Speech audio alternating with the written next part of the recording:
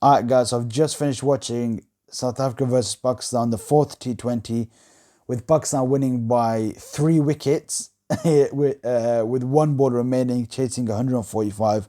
What a game. It was one of those typical Pakistan run chases. Yeah, thrilling game, and should have been an easy chase, but it wasn't. I'll run through the game. Pakistan winning the toss, choosing to bowl first. Started off well. Shaheen went for four off his first over. He actually bowled 5 dots, got hit for four off the last ball. Unfortunate. Nawaz took a wicket in his first over, but he went for 12. So South Africa's run rate was still like pretty good, even though they only got four off the first. They really capitalized off the second. After the power play, they were 53 for one. So Pakistan were probably might be a bit disappointed. They were off 5 overs. They were 36 for one, which looks a lot better. But Hassan Ali bowled the last over of the power play, and he went for 17, which was disappointing because that really put South Africa they were in the driving seat after they won the power play. 53 for one off 6 overs. So yeah, it was a poor first over for him. Haris Roof bowled in the power play as well, and he actually bowled really well. Only went for 6 runs. He struggled in the power play before, and people say don't. But I've said even myself, I don't bowl him in the power play. But I think it's the more he does it, the better he's going to be. You can't. Hassan Ali went 4 runs today, so people might say, "Oh, don't bowl Hassan Ali in the power play." But you can't have everyone bowling at the death. So, but Harris already did bowl well, so you got to give him credit early on. So in the first 6 overs, they were 53 for one, and then they had some good middle overs. And then when Fahim came on, he took 3 for 17 today. Really bowled well.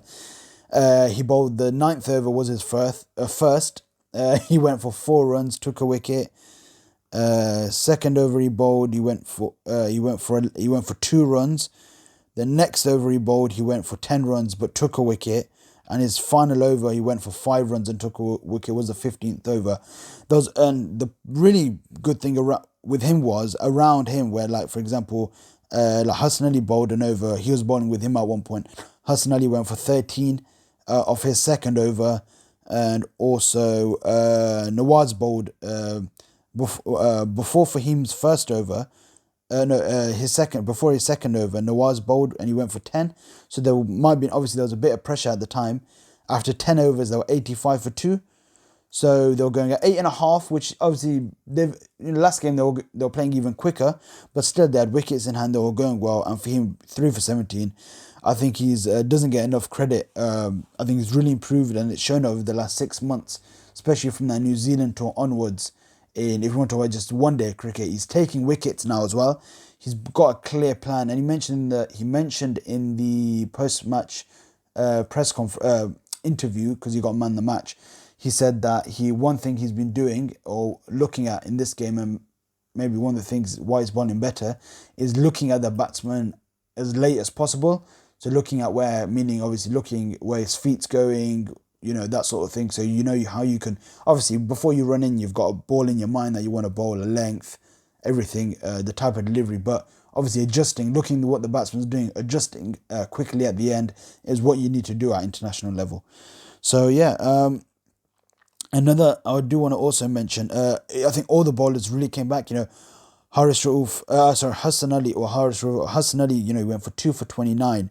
And even the commentator said, most other teams or other bowlers, they're going to get disheartened, and you might think, okay, you won't bowl anymore today. But he went for 29 off his 2 overs. But then his third over went for 4 runs and took 2 wickets. That was the 16th over. And then his final over, he went for 11, but he took a wicket. And that was Magala, who was actually he just hit a 6 as well, so he was looking dangerous. So that's I think good thing about the Pakistan bowlers in general, that they've really come back in the whole series. They've really come back good. They did in the last game as well. Come back, bowled really well at the end. So the death bowling and the middle, I think between, I would say from the 13th over to the end, the last 7, they really bowled well. They haven't got disheartened. They haven't, maybe it's not, sometimes it's not even that, it's just really good batting conditions. It might be, there might be, there's been some poor bowling here and there, but in general, sometimes the conditions are so good, and you can't really do much about it, and you're gonna go for, it's gonna be a high scoring game. So yeah, overall bowling was really good. A special mention to Haris Rauf as well. He bowled 1 over in the power play. He only went for like 6 off his first over, which was in the power play, which was good. He's he probably hears it, and he's faced a lot of criticism, but saying he's not consistent. He leaks too many runs. But I think I think people are not saying. I think people are doubting. If he carries on like this, he might need to be dropped. But he definitely needs to be given more of a chance. I think that's the problem with Pakistan. You bring a player in, he might show some good performances in the PSL. He might start well for Pakistan, but then maybe he doesn't have some good performances. You need to stick with them and give them a good run, and not sort of there's too many players you play here one. Look how many players they've just played 1 or 2 games and then be dropped. But I'll just go through the final figures. So Shaheen 1 for 19, but really good. The death last over, but really well. Specifically, Nawaz went for 1 for 40. Haris Rauf 2 for 18, finished the innings off. He bowled 3.3 overs, 2 for 18. Hassan Ali made a really good comeback with 4 for 30. Imagine his first 2 overs went for 29. And Fahim, man of the match, 3 for 17. So at the halfway stage, Pakistan, they were looking happy. Fans were looking happy. Oh, there we go. We've got in the bag, easy, won the series, beat South Africa, and South Africa sorted. Were we in for a shock? So Pakistan, the first over, it was the first over Rizwan facing off the second ball. The bowler's name, it was his first game of this series. Fortune, leg spinner. Got Rizwan stumped around his legs, which was not a good look. Rizwan likes to use his feet. Maybe that's one thing they've looked at. He likes to use his feet against the spin. And he likes to use his feet against the spin, and that's what really undone him. He bowled went down the leg side. He sort of went forward and tried to flick it, missed it, and got stumped. He literally walked straight away. He didn't even stop for the umpire. He knew he was out. Won't go through absolutely everyone. Fucker, when sort of Rizwan got out, Fucker came in at number 3. He's really batting well at 3, scoring 60. Even when the wicket fell, Babar Azam was still rightfully so, being a little bit conservative. He was bowling well. The spinner Fortune was bowling well, and Fucker came in and hit him for like two sixes, put him off his.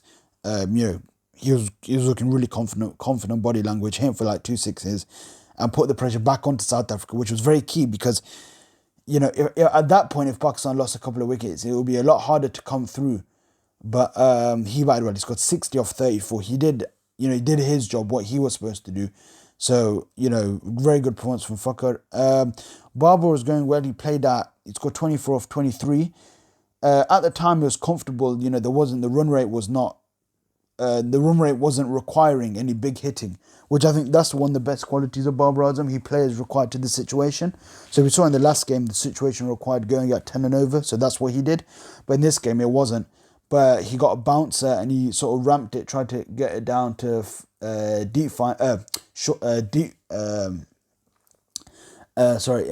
man. It went down third man, and he uppercutted it, and it went straight to Shamsi.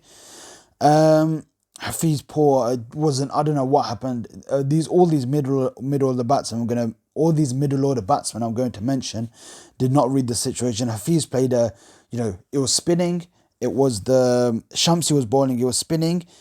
They were 110 for 4, so they just needed someone just to bring a bit of stability. They just lost. The captain had just gone.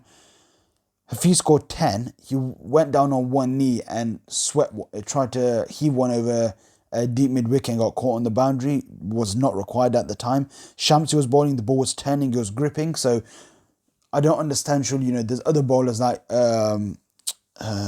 he's a new bowler, so I keep forgetting his name. Magala, who's been bowling pretty inconsistently this series. He's been bowling a lot of no balls. That's one bowler I've seen that. If you look at in the last game, Babar and Rizwan were targeting him because they know he's inexperienced. He hasn't been bowling well.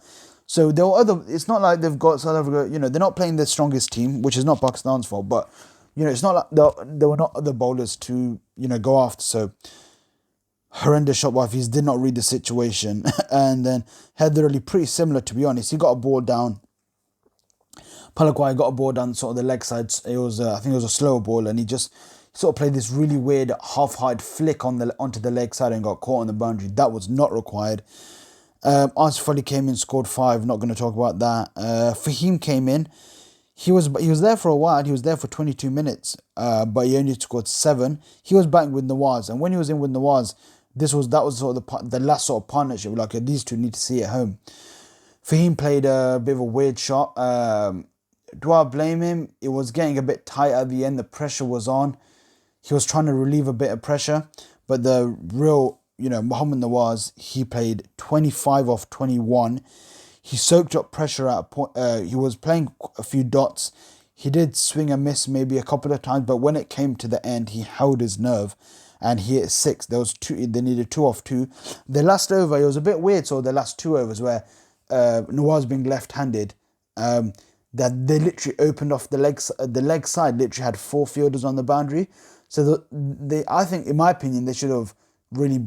I was surprised they should have brought like one fielder in, sort of mid wicket, but they had everyone on the boundary. He was just hitting it onto the leg side and running, and he did a really good job at doing that as well, because it was pretty simple. And at the end, Pakistan needed 2 off 2, and he hit a 6. He got a bounce and he hit a 6. So really good performance from him with the ball and in the series, and with the bat winning the game. So yeah, overall, I'd probably give it just a little T20 sort of review.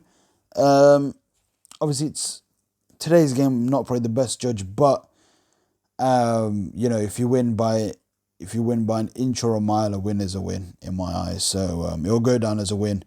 So yeah, batting. I think if you want to review sort of a quick series like the team, batting wise, we've got. I think we've got, you know, with, okay, I know Hafiz hasn't played all that well. He hasn't played well at all, really, this series, but he is in good form in general. He played that. He's got in the first game. He scored that 32, so he played well in that game. He was looking good in that game. I know today he sort of fell under the pressure, which is not good. But I think that top 4 is set at the moment. We got Rizwan, Babar, Fakar, and Hafiz. Heather as well at 5. I think he will continue at 5, but there will be he should be given a chance, but there's gonna be a point where if he's not performing at that position, we're gonna have the World Cup is in October. There's time, but there's not too much time, and we shouldn't rest on our laurels. He might need to, you know, if he doesn't perform, there might need to be a replacement for him, because he can't play in that top 4. I think that top 4, Rizwan, Babar, Fakar, Hafiz, are set. For the moment, you know, that's a consistent team. We're gonna, like, that top 4 we're gonna play in. He's gonna have to, you know, perform at that number 5. Otherwise, he might not be in the squad for the World Cup. So, big cause for concern is number 6. We haven't really got a number 6 at the moment. Like, we've got Asif Ali, but he's been very inconsistent and hasn't been playing well. I think Nawaz played at 6. He's not a number 6. He's a number 7. He's not. I don't think he's good enough to be a number 6. He's good at sort of he finished this game off really well, and he has batted well, like in longer format as well, like in domestic and whatnot. But I think for international level, him at number 7 is fine.